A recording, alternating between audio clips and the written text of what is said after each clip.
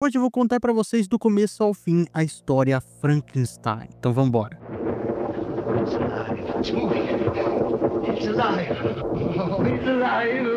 It's alive. It's alive. It's alive.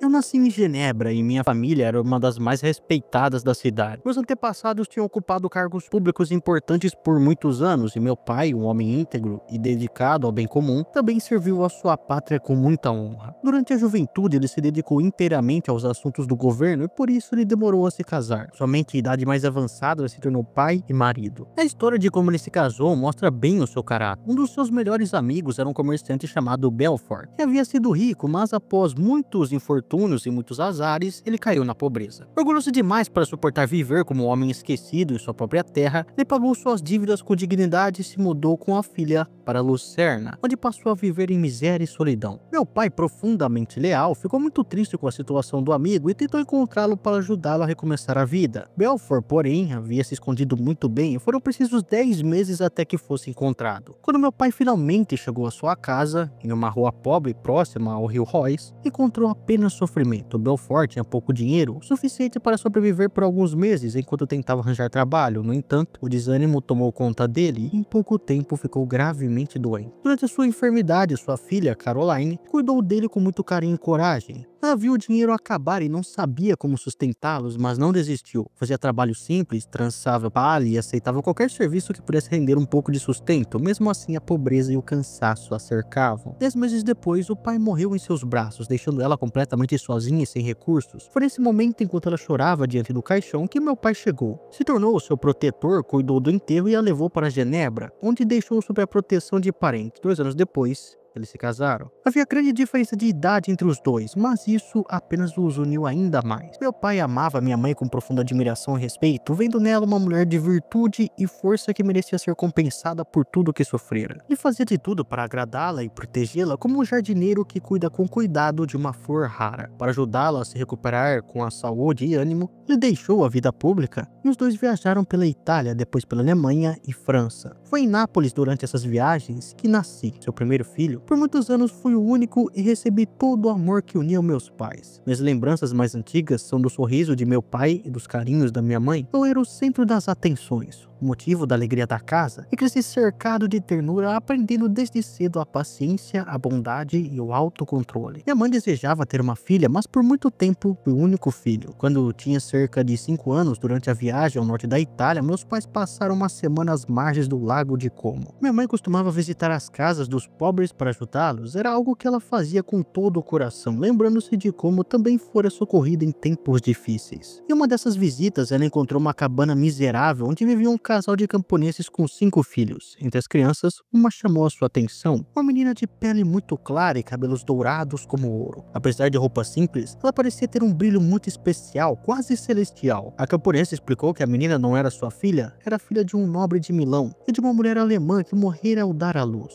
O pai, envolvido em lutas políticas pela liberdade da Itália, havia perdido tudo. Talvez estivesse morto, talvez preso. A criança fora deixada com a família para ser criada, mas agora vivia na pobreza. Comovida com isso, minha mãe decidiu cuidar da menina. Quando meu pai voltou a Milão, encontrou na sua casa com aquela criança radiante brincando comigo. Os camponeses, apesar de tristes por deixá-la partir, aceitaram que ela teria um futuro melhor conosco. Assim, Elizabeth Lavenza passou a viver em nossa casa, tornando-se a minha primeira companheira constante. Mais que uma irmã, uma amiga inseparável. Todos a amavam e eu me orgulhava disso, como se fosse mérito meu. Desde o primeiro dia, vi Elizabeth como alguém que pertencia a mim de alguma forma. Alguém que deveria eu proteger e amar para sempre. Assim crescemos juntos, unidos por um afeto puro e profundo que marcaria toda a minha vida. Elizabeth e eu crescemos juntos, havia menos de 1 ano de diferença entre nós. Nunca houve desentendimento ou brigas, nossa convivência era marcada por harmonia e afeto. Éramos diferentes em temperamento e talvez justamente por isso que nos completávamos. Elizabeth era calma e serena, enquanto eu era mais intenso e curioso. Ela se encantava com poesia e com a beleza da natureza que nos cercava. As montanhas imponentes, as mudanças de estações, as tempestades, o silêncio do inverno e a agitação do verão nos altos. Eu, por outro lado, queria entender as causas das das coisas. O mundo me parecia um grande mistério e eu desejava descobrir os seus segredos. Minha curiosidade e o prazer de aprender sobre as leis escondidas da natureza foram algumas das primeiras emoções que eu conheci. Quando nasceu meu irmão mais novo, 7 anos depois de mim, meus pais decidiram abandonar as viagens e se fixar de vez ali em Genebra. Vivíamos em uma casa na cidade e em uma propriedade à beira do lago, em Belle-Rive. Levávamos uma vida tranquila e reservada. Eu sempre preferi poucos amigos próximos a multidões. Assim, na escola eu sempre me mantinha mais distante dos meus colegas, mas criei uma amizade profunda com Henry Clerval, que era filho de um comerciante. O Henry era imaginativo e corajoso, amante das histórias de cavaleiros e aventuras, e escrevia canções heróicas e peças inspiradas nas lendas do rei Arthur e dos heróis que lutaram nas cruzadas. Minha infância foi feliz, como pouco. Meus pais eram bondosos e afetuosos, não governavam nossa vida com autoridade, mas com amor. Sentíamos que tudo o que nos cercava era fruto do seu cuidado. Quando eu via as outras famílias, percebi o quanto eu era sortudo, e essa gratidão aumentava ainda mais meu amor por eles. Apesar de meu temperamento às vezes impetuoso, minhas paixões se voltavam para o desejo de aprender. Não me interessavam a política, as línguas ou os governos, mas os segredos do céu e da terra. Queria compreender tanto a substância das coisas quanto o espírito da natureza e o mistério da alma humana. Os estudos buscavam desvendar os segredos mais profundos do mundo. Quando eu me voltava à natureza, Clerval se interessava pelas relações morais e pelos ideais humanos. Sonhava em se tornar um herói, alguém que fizesse o bem à humanidade. Elizabeth, com seu espírito puro, era o coração da casa. Sua presença tornava tudo mais doce, seu olhar e sua voz traziam paz. Eu podia ter me tornado fechado e rude, mas ela me ensinou a ser gentil. A mesma influência que ela exercia sobre mim também tocava o Clerval, que se tornava mais bondoso e generoso ao seu lado.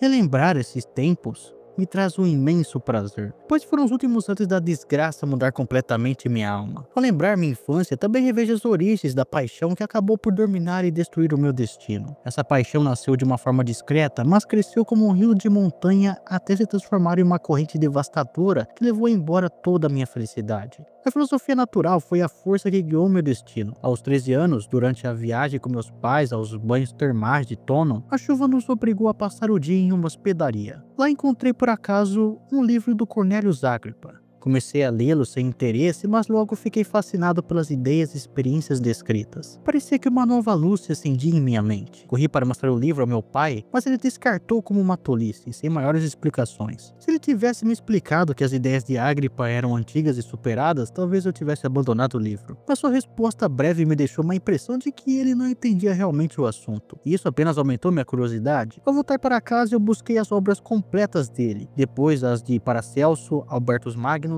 Estudei suas teorias com entusiasmo, acreditando que estava descobrindo segredos que poucos conheciam. Mesmo conhecendo as descobertas dos cientistas modernos, eu me sentia insatisfeito. Vi os filósofos mais sábios como crianças diante do vasto oceano da verdade. Parecia-me que a natureza ainda guardava seus mistérios, inalcançáveis ao olhar humano. Os antigos alquimistas, porém, afirmavam ter ido mais a fundo. Eu me tornei o seu discípulo. Assim eu comecei a estudar a pedra filosofal e o elixir da vida. Sonhava em eliminar as doenças e prolongar a existência humana. Também me fascinava com a ideia de invocar espíritos e demônios. E se minhas tentativas falhavam, eu atribuí o erro à minha inexperiência, nunca à falsidade dos mestres. Mergulhei nesses estudos confusos, cheios de imaginação e pouca razão, até que um acontecimento mudou tudo. Quando eu tinha 15 anos, estávamos em Belle-Rive e assistimos uma tempestade terrível, raios iluminavam o céu e trovão ecoava por toda a parte. Eu observava maravilhado quando o relâmpago atingiu o grande carvalho próximo à nossa casa. Em um instante, a árvore desapareceu. Restou apenas o tronco carbonizado. No dia seguinte, vimos que ele havia sido destruído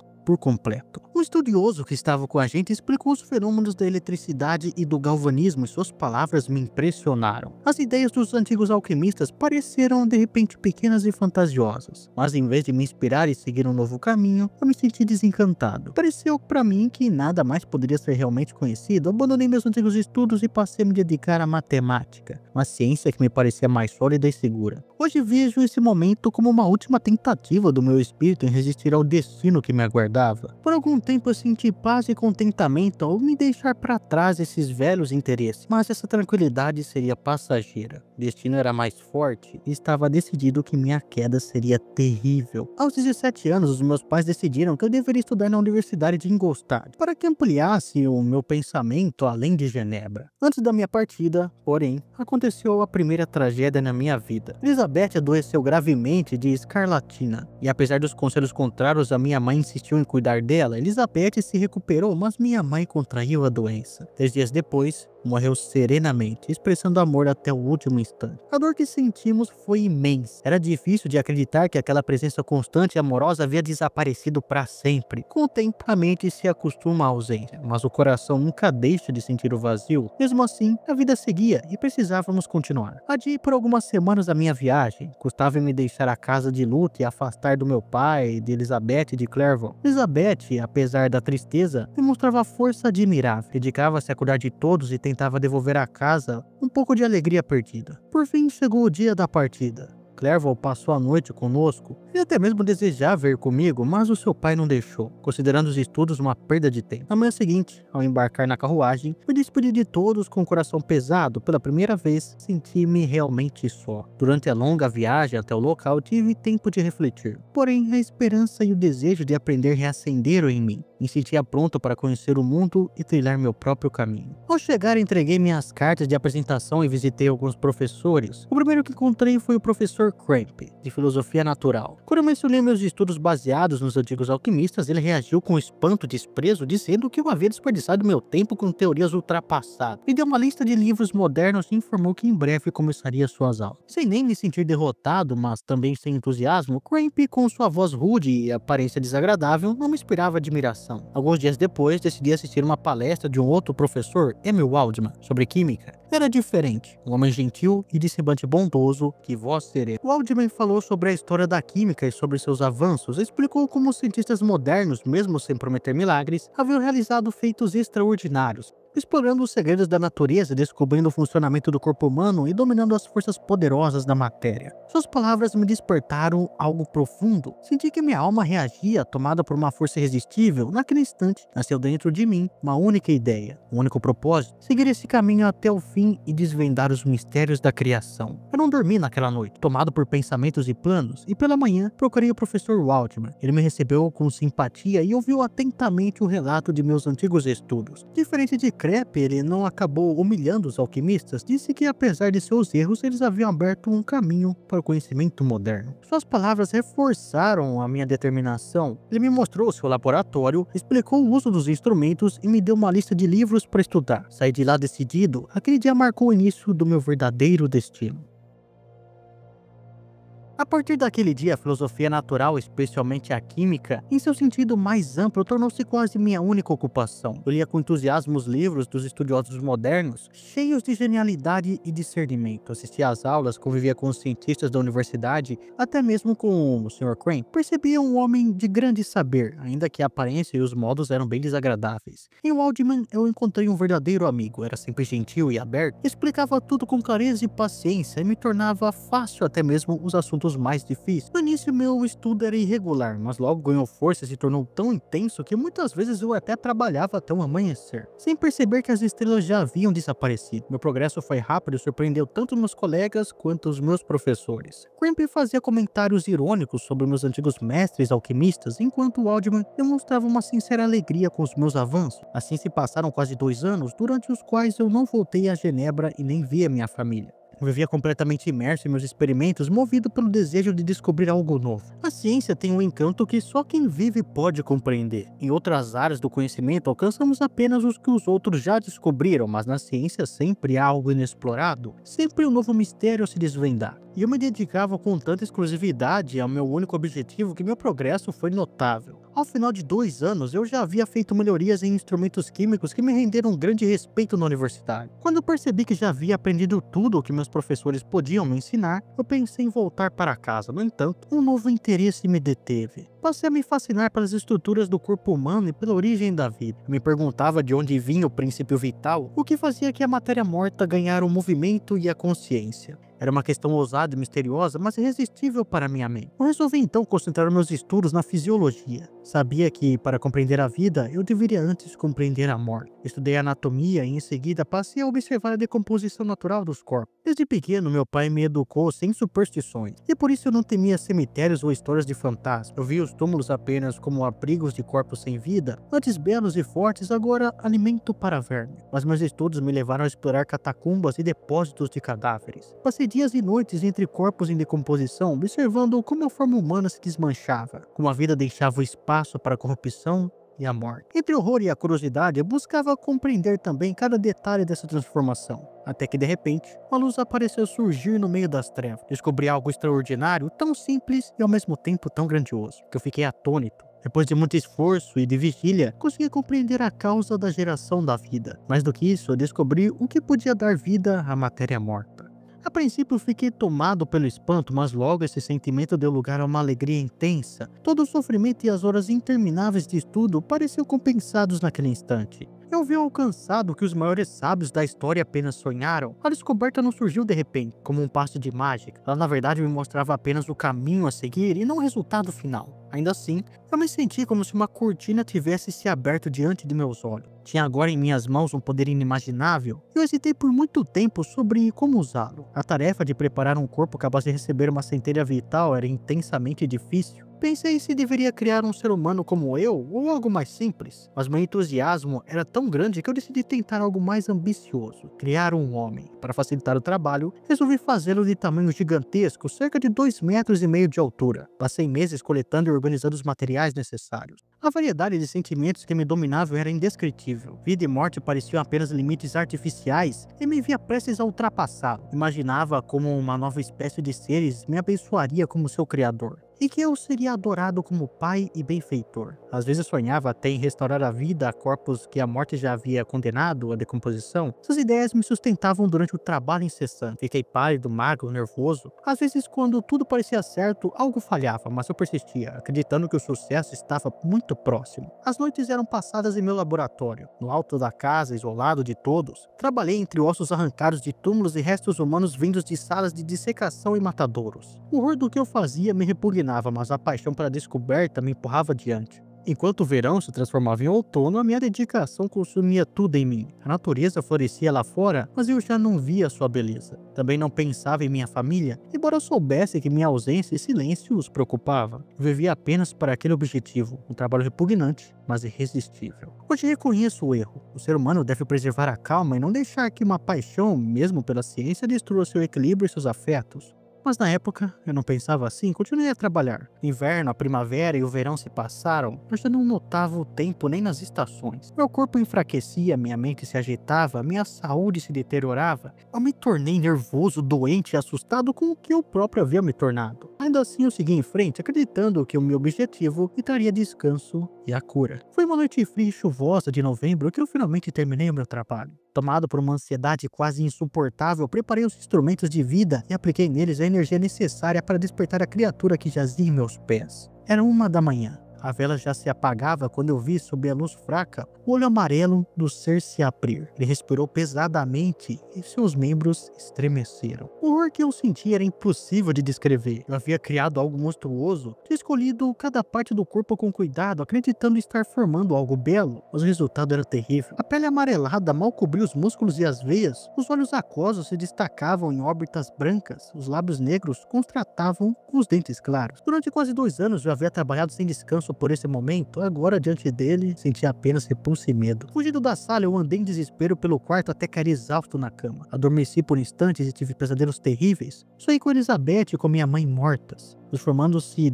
diante de mim em um cadáver coberto de vermes. Acordei suando e tremendo. Pela luz pálida da lua, eu vi o monstro junto à minha cama. Observando, estendeu a mão, mas eu fugi apavorado e passou o resto da noite no pátio, andando de um lado para o outro esperando ouvir seus passos. Nenhum ser humano podia suportar a visão daquela criatura, era mais horrenda do que qualquer cadáver reanimado poderia ser. Eu o havia visto inacabado e mesmo assim ele já era feio, mas em movimento era um pesadelo vivo. Quando o amanhecer chegou, eu saí pelas ruas molhadas, tentando aliviar a mente com o movimento. Caminhava sem rumo, tomado pelo medo e confusão, até que por acaso vi uma diligência suíça parar diante de uma hospedaria, e dentro dela saiu Henry Clerval. Sua presença me trouxe lembranças de casa e uma alegria tão intensa que por um momento esqueci o horror da noite anterior. Voltamos juntos para o meu alojamento. No caminho, ele percebeu o quanto eu estava abatido e exausto. Quando chegamos, temi que o monstro ainda estivesse lá, subi correndo para verificar e o quarto estava vazio. Aliviado, desci e abracei o Henry com entusiasmo. Mas a alegria logo se transformou em agitação. Eu ria alto, andava de um lado para o outro, incapaz de me controlar. O Henry notou a expressão febril e se assustou. Pouco depois, desmaiei em um ataque violento. A partir desse momento, eu caí em uma febre nervosa que me deixou à beira da morte por meses. Durante todo esse tempo, Henry cuidou de mim com uma dedicação incrível. Escondeu de minha família a gravidade da doença e para poupá-los da angústia e também da preocupação. E permaneceu ao meu lado, firme na esperança da minha recuperação. Foi apenas graças à sua paciência e bondade que eu voltei à vida. Mesmo assim, demorou muito para que a minha mente se libertasse das visões do monstro. Aos poucos, eu comecei a recuperar a razão, quando pela primeira vez pude olhar pela janela e ver brotos de primavera e senti renascer em mim a alegria e a vontade de viver. Aos poucos, eu voltei a ser o mesmo de antes. Senti profunda gratidão por Henry, que havia sacrificado meses de estudo apenas para cuidar de mim. A bondade dele devolveu-me a serenidade e com ela a lembrança de minha família de Elizabeth. Esperavam por notícias minhas. O Henry me entregou então uma carta vinda de Elizabeth. Meu querido primo, você esteve muito doente, gravemente doente, e nem as cartas constantes e carinhosas de Henry têm sido suficientes para me tranquilizar. Sei que os médicos te proibiram de escrever, mas as palavras suas, querido Victor, seriam o bastante para acalmar os nossos corações. Por muito tempo esperei que cada correio trouxesse essa notícia, e minhas súplicas impediram meu tio de ir até Ingolstadt. Evitei que ele enfrentasse os incômodos e perigos de uma viagem tão longa, mas muitas vezes lamentei não poder ir no lugar dele. Imagino que quem cuide de você seja alguma enfermeira mercenária incapaz de atender seus desejos e tratá-lo com carinho. Mas tudo isso já passou. Clerval escreveu dizendo que você está melhor. Eu espero com ansiedade ver a sua letra confirmando essa boa notícia. Melhore logo e volte para nós. Aqui você encontrará um lar feliz, alegre, cheio de pessoas que o amam profundamente. Seu pai está com boa saúde. Tudo o que deseja é vê-lo de novo e saber que você está bem. Nosso Ernest cresceu muito. Está com 16 anos, com energia e vontade de viver. Quer seguir a carreira militar e servir fora da Suíça, mas não queremos deixá-lo ir antes que seu irmão mais velho volte para casa. Meu tio não gosta da ideia de uma vida militar em outro país, mas Ernest nunca teve seu gosto pelos estudos. Ele prefere passar o tempo ao ar livre, escalando montanhas e remando no lago. Temo que se torne perigoso se não permitirmos que ele siga sua vontade. Nada mudou muito desde que você partiu, além do crescimento das crianças. O Lago Azul e as montanhas cobertas de neve continuam os mesmos. Nosso lar pacífico segue regado pelas mesmas leis de tranquilidade e contentamento. Tenho me ocupado com pequenas tarefas que me distraem e me alegram. E o maior prêmio que recebo é ver o rosto feliz e bondoso de todos ao meu redor. Desde que você partiu, houve apenas uma mudança importante na nossa casa. Talvez você se lembre de Justin Moritz, que viveu conosco. Caso não se recorde, vou contar brevemente a sua história. A mãe de Justine era viúva e teve 4 filhos. Justine era a terceira. Seu pai a adorava, mas sua mãe, por algum motivo estranho, a maltratava muito depois da morte do marido. Minha tia percebeu isso e convenceu a mulher a deixar que Justine viesse viver conosco quando tinha 12 anos. Aqui em Genebra, os costumes são mais simples e felizes do que os grandes reinos vizinhos. Por isso, a condição de criada não é algo vergonhoso e degradante. Justine aprendeu suas tarefas com dignidade e carinho e logo se tornou parte da família. Você deve se lembrar de como ela era sempre a sua favorita. Lembro de que você dizia que bastava olhar para você que tirava todo o seu mau humor, de tão doce e alegre que era. Minha tia a amava muito e quis lhe dar uma educação melhor do que havia planejado de início. Justine era extremamente grata, não com palavras, mas com gestos e um olhar de profunda devoção. Era alegre, mas sempre tentava agradar e imitar a minha tia, que ela via como um exemplo de perfeição. Ainda hoje, ela me lembra muito a nossa tia. Quando a minha querida tia morreu, todos estávamos tomados pela dor e quase ninguém notou o sofrimento de Justine, que havia cuidado dela com grande ternura. Pouco depois, ela ficou doente também. Novas tragédias a atingiram, seus irmãos e irmãs morreram um a um. E a mãe, restando sozinha, acreditou que isso era um castigo divino por ter desprezado a filha. O confessor dela reforçou essa ideia, e ela chamou Justine de volta para casa arrependida. A pobre menina chorou muito ao partir. Havia se tornado mais calma e meiga, a dor a havia transformado, mas sua mãe oscilava entre pedir perdão e acusá-la pelas mortes dos irmãos. Essa amargura adoeceu a mulher, que acabou morrendo no começo do último inverno. Justine então voltou a viver conosco, e eu a amo profundamente. Ela é gentil, carinhosa e muito bonita, e me lembra cada dia mais a nossa querida tia. Preciso ainda falar do nosso pequeno William. Ah, se você o visse, está alto para a idade, com olhos azuis risonhos, cílios escuros e cabelos encaracolados. Quando sorri, parece que 2 covinhas aparecem no seu rosto, rosadas nas bochechas. Ele já teve algumas esposinhas por aí, mas a preferida é Louisa Barron, uma amiguinha de 5 anos. E agora, querido Victor, imagino que queira saber as novidades de Genebra. A bela senhorita Mansfield vai se casar com um jovem inglês, John Malborn. A irmã irmã dela, Manon, casou-se em outono passado com um rico banqueiro chamado Duvillard. Seu amigo, Louis Benor, teve alguns infortúnios, mas se recuperou e está prestes a se casar com uma francesa encantadora chamada Madame Touvenir, uma viúva muito admirada, embora mais velha que ele. Escrever tudo isso me animou um pouco, querido primo, mas minha ansiedade volta quando encerra esta carta. Por favor, escreva, Victor. Uma linha, uma palavra já seria uma bênção para nós. Agradeço 1000 vezes a Henry pelo seu carinho e suas cartas. Adeus, meu primo, cuide-se e peço, escreva. Ao terminar de ler, eu senti as lágrimas encherem meus olhos. Escrevi imediatamente uma resposta, embora meu esforço me cansasse, mas minha recuperação continuava. E 2 semanas depois, pude finalmente deixar o quarto. Meu primeiro dever foi apresentar a Henry aos professores da universidade. Essa tarefa, porém, me trouxe grande sofrimento. Desde a noite terrível que eu concluí meu experimento, eu sentia repulsa até mesmo pelo nome filosofia natural. Ver qualquer instrumento químico fazer meu corpo estremecer. Henry percebeu isso e retirou tudo o que pudesse me lembrar de meu trabalho. Mas quando voltei a visitar os professores, senti uma dor que mal podia suportar. O bondoso Waldman elogiou meus antigos progressos, sem imaginar o tormento que me causava. Já Cramp, grosseiro e orgulhoso, fez comentários que me feriram ainda mais. Para fugir dessas lembranças, passei a estudar com Henry as línguas orientais, persa, árabe e sânscrito. Esses novos estudos me distraíam e me acalmavam. Poesias orientais, cheias de tristeza suave e calor alegre, me confortavam. Assim o verão passou sem grandes perturbações. Quando o inverno chegou, minha volta a Genebra foi adiada por causa da neve.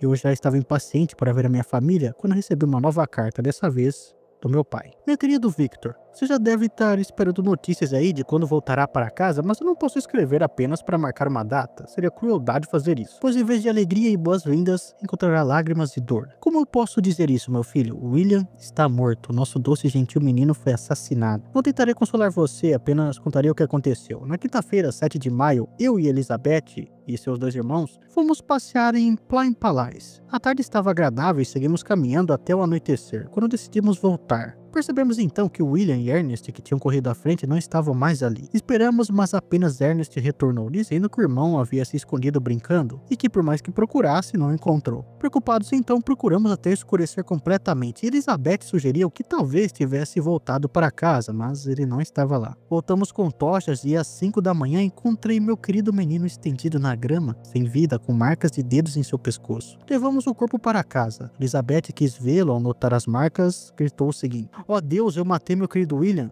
Ela desmaiou e, quando voltou a si, contou que William havia pedido para ela usar um medalhão com o retrato de sua mãe, e o medalhão havia desaparecido. Acreditamos que foi motivo do crime.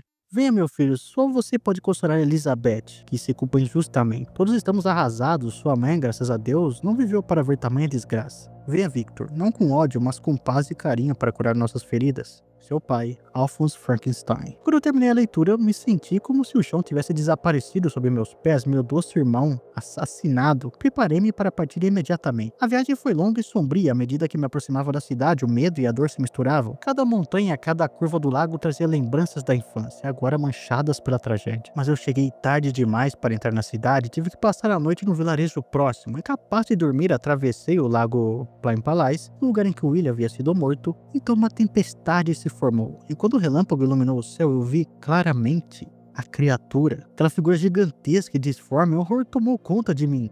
Eu sabia. Ele havia matado o meu irmão. Passei a noite sob a chuva, atormentado pela culpa. Eu havia criado um ser que agora estava espalhando morte e sofrimento. Ao amanhecer, voltei à cidade, decidido a manter silêncio. Ninguém acreditaria se eu dissesse que o assassino era uma criatura que eu mesmo criei. Gigantesca e disforme, o horror tomou conta de mim. Eu sabia. Ele havia matado o meu irmão. Passei a noite sob a chuva, atormentado pela culpa.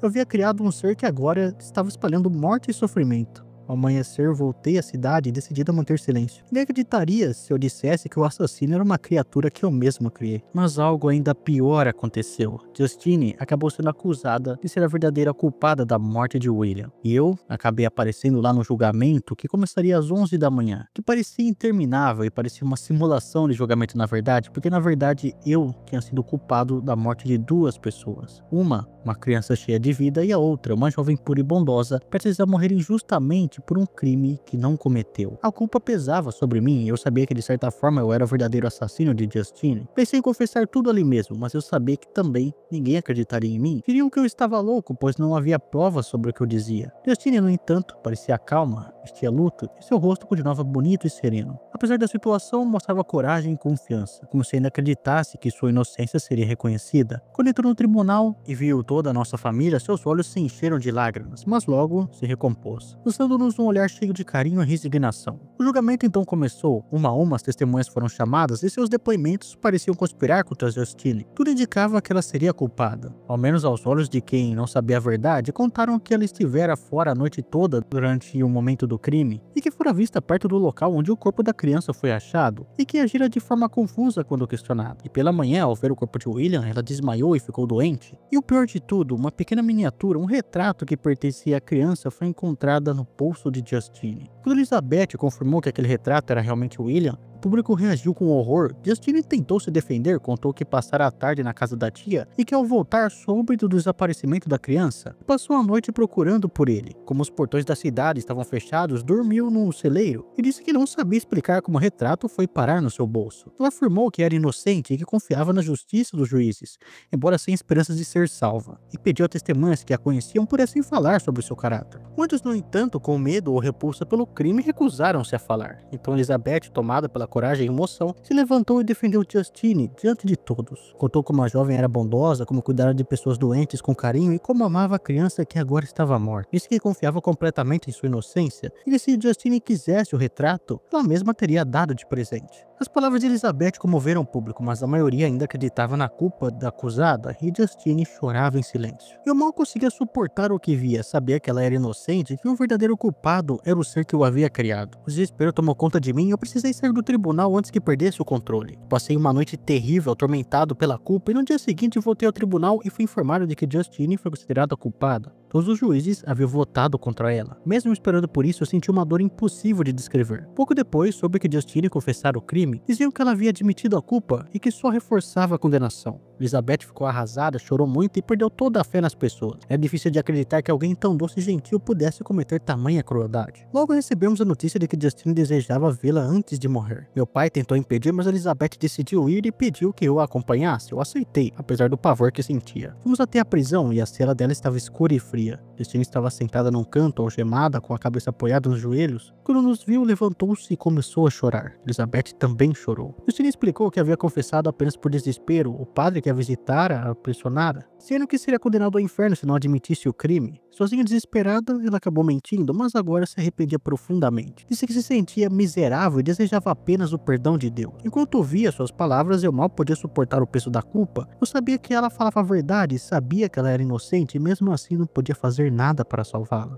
Naquela cela silenciosa, cercado pelo sofrimento das pessoas que eu mais amava, compreendi o tamanho do inferno que eu havia criado. Nada parecia mais doloroso para a alma do que o cansaço e o vazio que vem depois de grandes tragédias. É como olhar uma floresta destruída após a tempestade. Justine estava morta e eu continuava vivo. O sangue ainda corria em minhas veias, mas nada podia aliviar o sofrimento ou o remorso que me esmagavam o coração. O sono me abandonara. Eu andava sem rumo, como um espírito condenado, sentindo-me culpado por crimes terríveis e temendo o que ainda estava por vir. No fundo, eu sempre quisera ser bom, ajudar os outros, viver em paz, mas agora tudo isso parecia impossível. Em vez de encontrar consolo nas lembranças, eu me afundava em culpa, como se vivesse no inferno que nenhuma língua humana seria capaz de descrever. Esse desespero logo abalou também minha saúde, que já estava fraca desde o primeiro choque. Eu evitava as pessoas e qualquer coisa que me lembrasse alegria. Me fechei em uma completa solidão. Meu pai sofria ao me ver assim, tentava com palavras gentis fazer com que eu voltasse a ter coragem, dizendo que todos tínhamos o dever de viver apesar da dor, por nós mesmos e pelo que amamos. Mas eu não conseguia ouvir a razão. Remorso me acompanhava como uma sombra constante, eu não tinha forças para responder e muitas vezes apenas fugia do olhar dele. Nessa época nos mudamos para uma casa em Belle Rive e a mudança me trouxe algum alívio.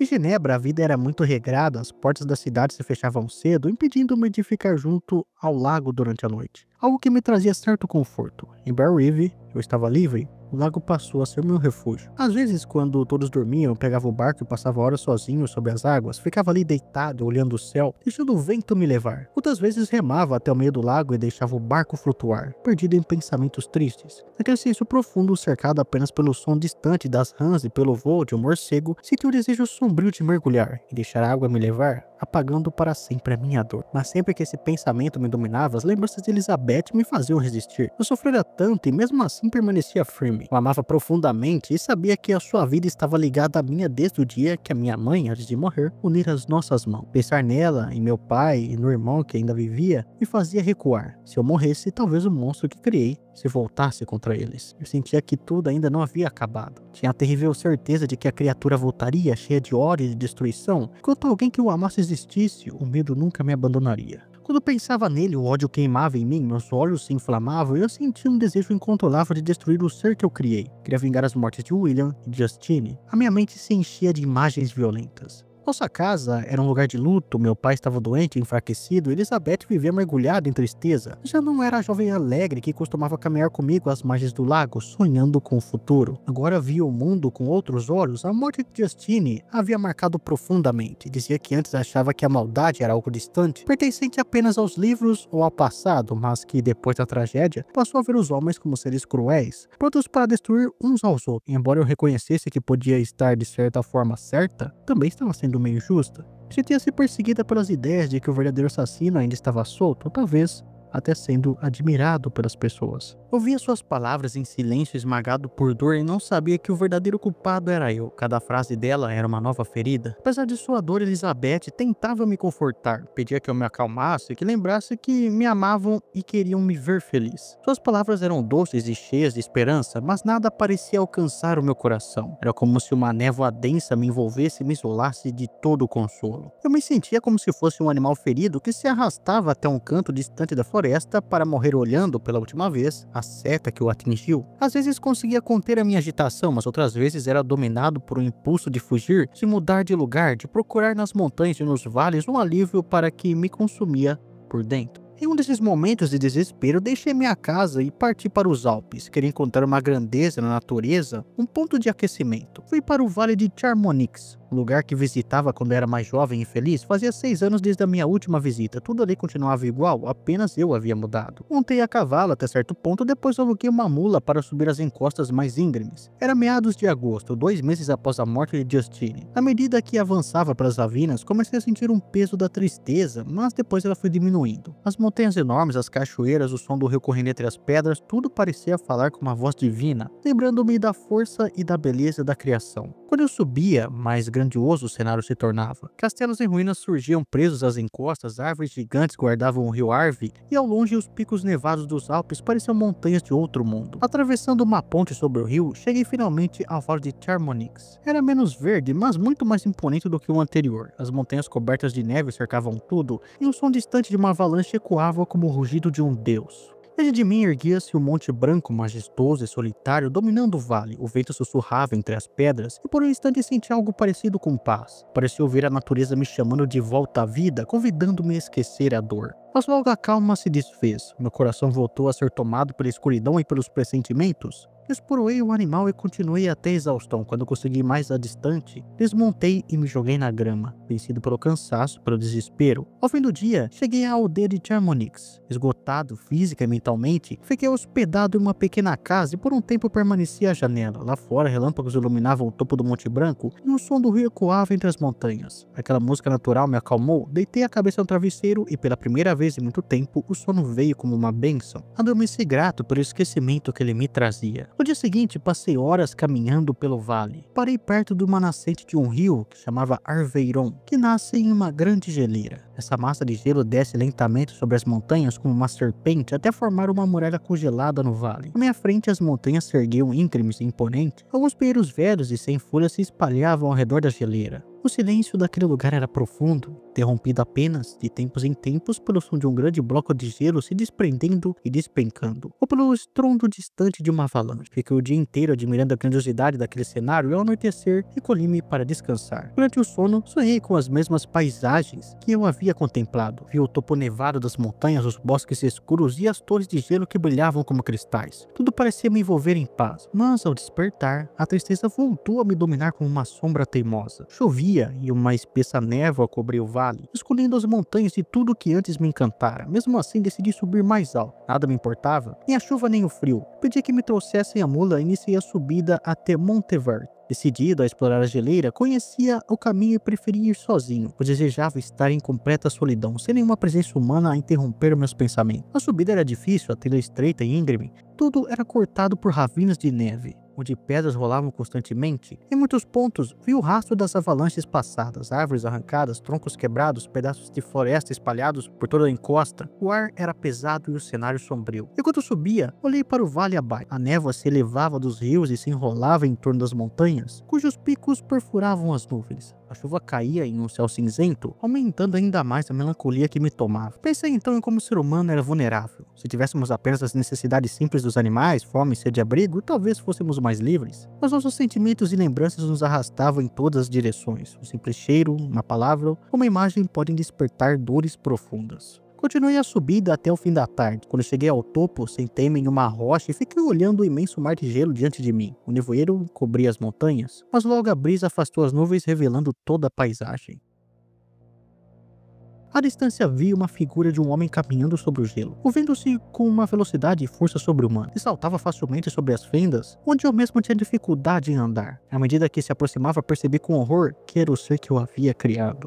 Um calafrio percorreu meu corpo, eu senti tontura e quase desmaiei, mas o vento frio fez com que eu recobrasse os sentidos. O ódio tomou conta de mim, o monstro vinha se aproximando e a cada passo seu, a repulsa crescia. Sua expressão era terrível, um misto de amargura, desprezo e de raiva. Assim que ele chegou perto o suficiente, eu percebi que ele queria falar alguma coisa, mas eu não consegui me conter. Fui dominado por uma fúria e o enfrentei com palavras de ódio. Quis atacá-lo, quis destruí-lo com minhas próprias mãos. Ele, no entanto, não reagiu com violência. Apenas desviou-se do meu ataque e falou com firmeza. Disse que sabia que seria recebido com ódio, mas que merecia ao menos ser ouvido. Disse que era miserável, mais do que qualquer ser vivo, e que eu, seu criador, tinha o dever de ao menos ouvir a sua história. Suas palavras eram extremamente racionais e me lembrava de que eu havia criado mais forte do que eu e que poderia me destruir se ele quisesse, mas que não buscava isso. Pedia compaixão, dizendo que havia sido bom e inocente, até ser rejeitado e abandonado. A solidão, dizia ele, o havia transformado em um demônio. Prometeu que se eu ouvisse e atendesse o seu pedido, eu deixaria os homens em paz. Caso contrário, eu continuaria espalhando destruição e morte e eu seria o responsável por isso. Suas palavras me causaram raiva e confusão. Eu o via como um assassino, o assassino do meu irmão, e ainda assim havia algo em sua fala que me despertava dúvida. Por um momento hesitei. Ele então insistiu para que eu acompanhasse até o seu abrigo, uma cabana nas montanhas, onde eu poderia contar a sua história. Disse que depois de ouvir tudo, eu teria o direito de decidir, ou conceder-lhe o que eu pedia, ou destruí-lo. Movido por uma mistura de curiosidade, medo e uma compaixão involuntária, aceitei segui-lo. Atravessamos juntos o campo de gelo em silêncio. O vento era frio e a chuva começou a cair novamente. Quando chegamos à cabana, ele acendeu o fogo. Eu me sentei diante das chamas, coração pesado, sem saber o que pensar. E naquele abrigo de gelo, fiquei frente a frente com a minha criação, o ser que eu odiava e temia mais do que tudo, e preparei-me para ouvir a história de sua vida. Quando ele despertou, tudo ao seu redor era confuso. A luz, os sons e os cheiros se misturavam em sensações que ele nunca compreendeu. Com o tempo, ele começou a distinguir o que era sólido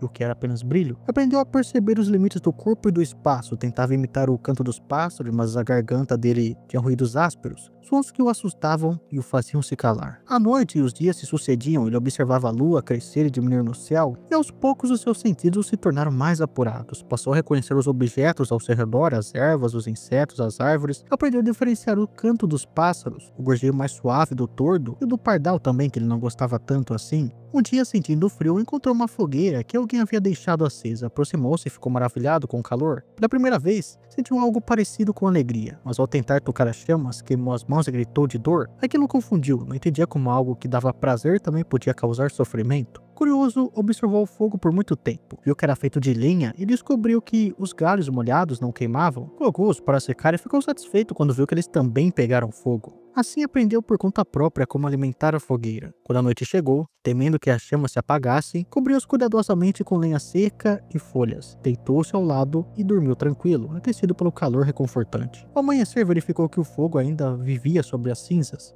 Soprou com um galho e ficou feliz ao ver as chamas reacenderem. Percebeu que o vento também ajudava e avivava o fogo. Improvisou um leque de ramos. Mais tarde descobriu outro segredo: o fogo servia para preparar comida. Restos deixados pelos viajantes haviam sido assados e deixou o sabor melhor do que os das frutas que colheu. Tentou cozinhar seu próprio alimento, aprendendo com erro e acertos que algumas coisas se estragavam nas brasas, mas outras, como nozes e raízes, ficavam melhores. Com o tempo, a comida acabou e ele precisou colher mais. Passou um tempo procurando bolotas e frutas e a fome o levou a deixar aquele lugar. Sentiu tristeza por abandonar o fogo, pois não sabia como criá-lo de novo. Depois de tentar em vão produzir as chamas, cobriu-se com um manto e seguiu caminhando, guiado pelo instinto. Andou por 3 dias até alcançar um campo aberto coberto de neve. O frio era intenso e ele quase não sentia os pés. Exausto e faminto, viu ao longe uma pequena cabana. Entrou curioso. Lá dentro, um velho preparava o desejum. Ao ver a criatura, o homem soltou um grito de pavor e fugiu o mais rápido que pôde. A criatura não entendeu a reação, nunca havia visto um ser humano antes, e ficou apenas intrigada. Aproveitou o abrigo, maravilhado por estar em um lugar seco e protegido da neve, encontrou pão, queijo, leite, que comeu com prazer. Embora não tenha gostado do vinho, depois deitou-se sobre palha e se dormiu profundamente. Quando acordou, o sol brilhava, retomou o caminho e caminhou por muitas horas até que, ao cair da tarde, chegou em uma aldeia. Ficou encantado com o que viu: as casas, os jardins, o cheiro de comida, o leite, o queijo exposto na janela, tudo lhe parecia maravilhoso. Movido por curiosidade pela fome, entrou numa das casas, mas assim que apareceu, as crianças começaram a gritar, a mulher desmaiou e logo toda a aldeia apareceu ali para ver o que tinha acontecido. Alguns fugiram, outros atacaram com pedras e paus. Ferido e apavorado, fugiu de volta para o campo até encontrar abrigo numa pequena cabana encostada aos fundos de uma casa maior. O lugar era simples, quase miserável, mas lhe pareceu seguro. Entrou e descobriu que era seco e razoavelmente quente, graças a ser próximo da chaminé da casa ao lado. Tapou as frestas com pedaços de madeira e pedra para que não fosse visto e decidiu morar ali. Na manhã seguinte, saiu com cuidado e observou a casa vizinha. Viu uma moça jovem e delicada carregando um balde de leite. Ela vestia roupa simples e tinha um ar triste e sereno.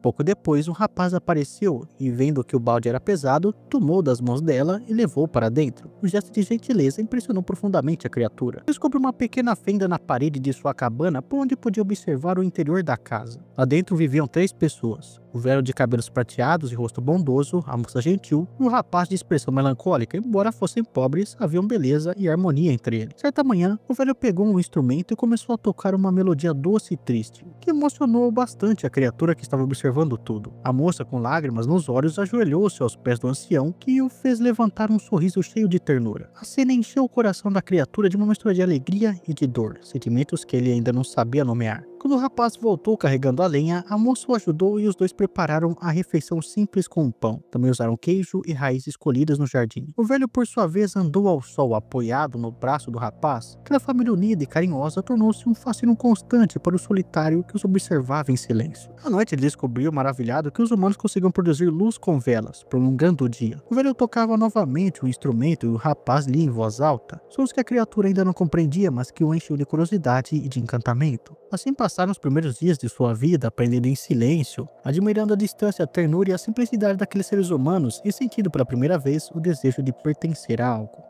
Bem, deitou-se então sobre a palha, mas o sono não veio. A mente fervia com as lembranças do dia, principalmente com a doçura e delicadeza daquela família. Desejava estar entre eles, compartilhar sua companhia e a bondade, mas o medo acabava detendo a criatura. Ele sentia viva a lembrança e hostilidade dos aldeões. Decidiu então permanecer escondido, observando eles de longe, tentando compreender os motivos de seus gestos e emoções. Na manhã seguinte, antes do sol nascer, a casa já se movia em vida. A moça cuidava dos afazeres domésticos enquanto o rapaz saía para trabalho. O velho, cego, passava o dia em silêncio e tocando seu instrumento. E a criatura via ele no amor e no respeito dos dois jovens. Uma ternura que comovia ele profundamente. Com o passar dos dias, ele percebeu que a felicidade aparente escondia algo mais sombrio. Os 3 eram pobres, viviam com pouco, por vezes passavam fome. Mesmo assim, o velho nunca ficava sem alimento. Os mais jovens se privavam para poupá-lo. Essa bondade pura abalava a criatura de um modo que ele jamais havia sentido. Até então, roubava parte da comida deles à noite, mas ao perceber o sofrimento que causava, parou de fazer isso e voltou a se alimentar apenas de frutas e raízes dos bosques. Passou também a ajudá-los em segredo. Durante a madrugada, cortava a lenha e deixava diante da porta. Na manhã seguinte, todos ficavam surpresos ao verem aquela pilha de madeira na frente da porta, mas a criatura se alegrava ao ver o rapaz aliviado para usar o tempo livre para cuidar da casa e da horta. Com o tempo, a criatura então começou começou a compreender algo mais valioso. Eles se comunicavam por sons, capazes de expressar alegria, tristeza, amor e dor. Aquilo parecia para ele um dom divino. Desejou então, ardentemente, aprender esse dom. Foram muitas e muitas tentativas e frustrações, mas aos poucos ele reconheceu os sons que designavam as coisas mais simples: fogo, leite, pão e lenha. Descobriu também o nome deles. O velho era o pai, a moça, Agatha, o rapaz, Félix. E cada palavra aprendida trazia para ele uma alegria intensa, como se ele conquistasse um pedaço da alma humana. O inverno passou entre esses pequenos progressos. A criatura admirava aquela família cada vez mais. Quando estavam alegres, o coração deles se aquecia. Quando estavam tristes, ele mesmo se entristecia. Via outros humanos apenas de longe, e nenhum se comparava àquela nobre família. O velho tentava consolar os filhos. Embora Agatha se deixasse reconfortar, Félix permanecia abatido, envolto numa tristeza que não conseguia entender. Por muito tempo, a criatura ficou apenas observando essa família, cada vez mais se apegando a eles, e com seus gestos e suas conversas ele aprendeu cada vez mais como falar as palavras, como até mesmo escrever e até mesmo geografia. Mas conforme ele também aprendia, cada vez mais ele entendia como estava sozinho nesse mundo, como seria muito difícil ele ter qualquer relação com outra pessoa, se até mesmo seu próprio criador acabou se assustando com ele. Quando viu seu reflexo em uma poça d'água, ele entendeu por que as pessoas se assustavam com ele, entendeu que tipo de monstro que ele seria, mas ele apenas agora desejava ser aceito por essa família que ele via. Ele queria a amizade deles.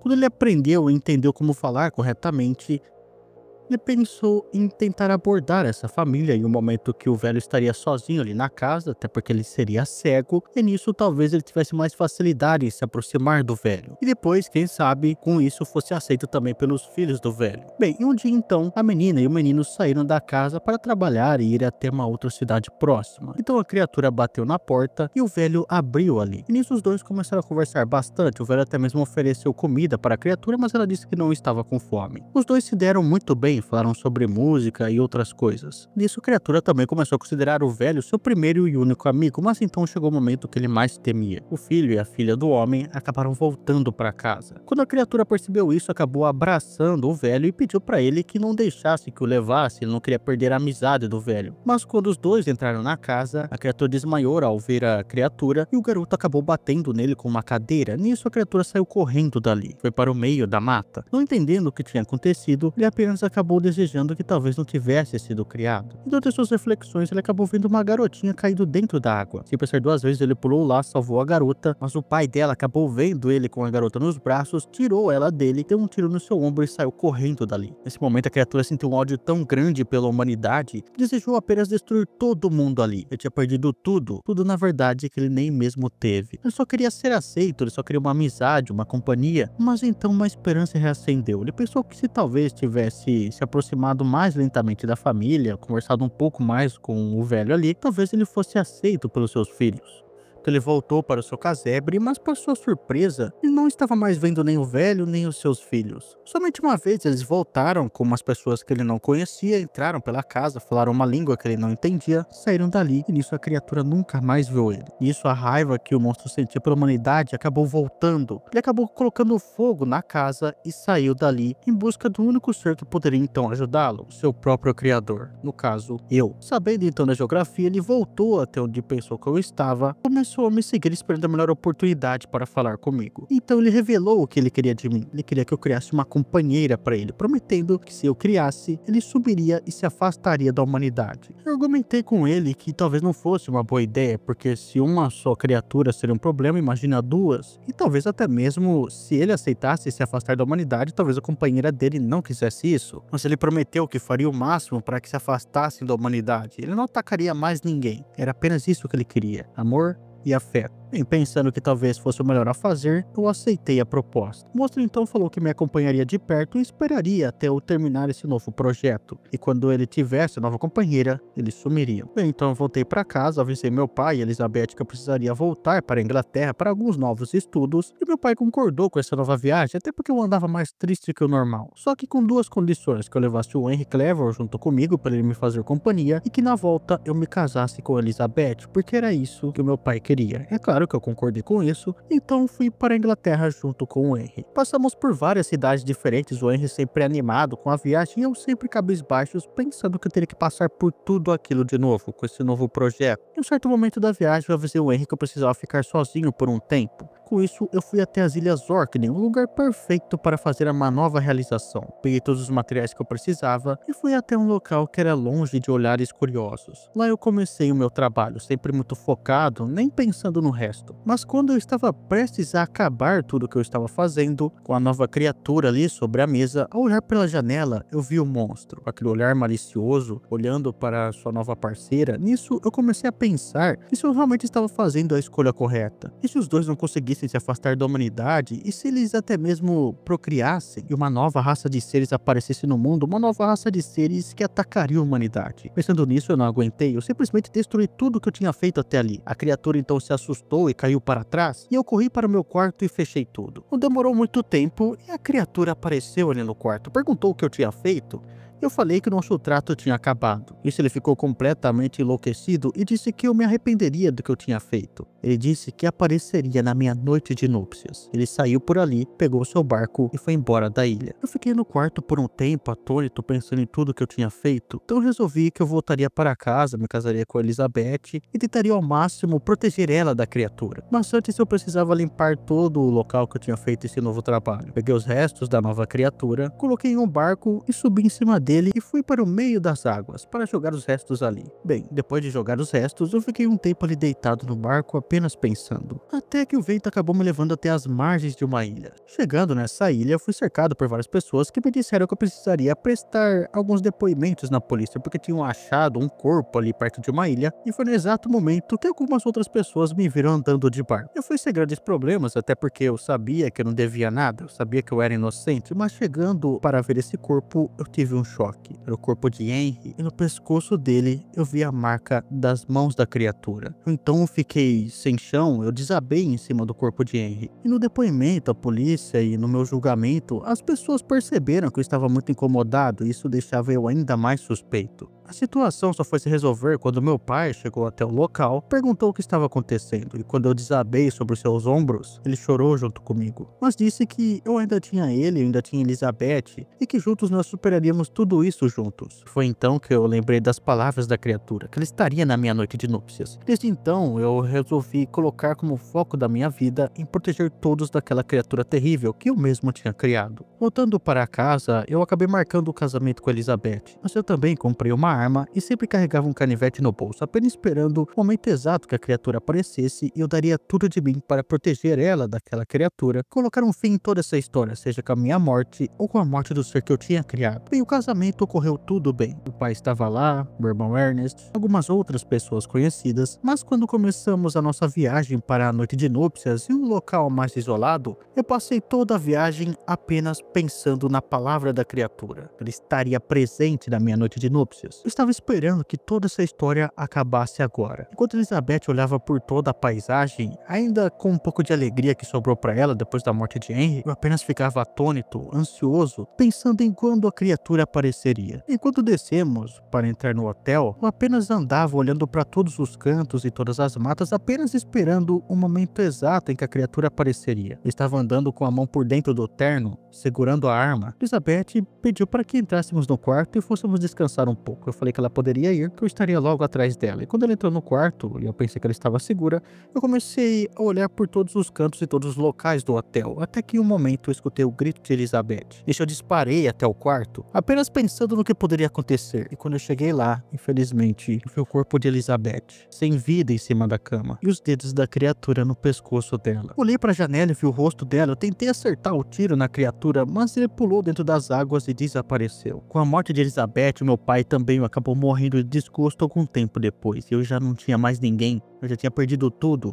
Todos os meus entes queridos tinham sido mortos por uma criatura que eu mesmo fiz. Então nisso eu resolvi arrumar um pouco os meus erros. Resolvi que o restante da minha vida miserável seria focada em uma vingança para minha família. Eu mataria o ser que eu criei. Nisso eu comecei de todos os modos rastrear onde a criatura estava e eu fui atrás dela. Por muito tempo foi muito difícil sequer achar um rastro dessa criatura miserável. Mas depois de muito esforço, eu acabei achando ela em um local mais isolado, cheio de neve. O grupo de aldeões disse que tinha visto a criatura com um trenó cheio de cachorros saindo dali, fugindo. Isso, eu aluguei um trenó e corri atrás dele. Até que finalmente eu consegui ver ela. Aquele ser podre, miserável, feio, que eu mesmo tinha feito que tinha acabado com a minha vida. Estava ali bem na minha frente. Eu saquei a arma, mas infelizmente ela desapareceu de novo. Será que de fato eu conseguirei vingar a minha família? Será que de fato eu vou conseguir resolver um pouco dos erros que eu cometi? Ou será que ela sairá impune? De toda forma, a única esperança que eu tenho é que, se eu não conseguir vingar a minha família, que alguém veja esses escritos que eu fiz e que vingue eles por mim. Seja lá quem você for, se você conseguir caçar essa criatura, eu estarei lá, te dando forças, não importa onde eu esteja.